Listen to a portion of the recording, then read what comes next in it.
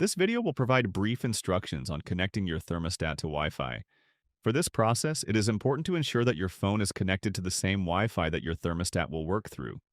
Another important step prior to starting the connecting process is to download the My Strata Heat app on Google Play or the iOS Store and ensure that it is updated to the latest version. Also, have your QR code sticker available for this process. The QR code can be found on the sticker or film that was included with the thermostat.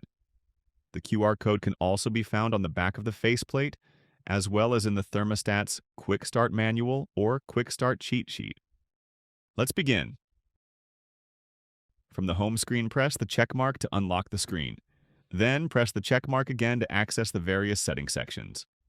Press the down arrow until you reach the gear icon, which represents the settings section. Press the check mark to enter the settings section and toggle to Wi-Fi. This will present the QR scanning screen. Open the My Strata Heat app on your device and scan the QR code. Select Connect and Join. The green check mark on the screen signifies that you are now connected to Wi-Fi.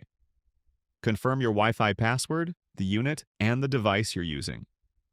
Select Next, and it will begin the finding process, which can be seen on the unit itself, all culminating with a green check mark to let you know the setup process is complete.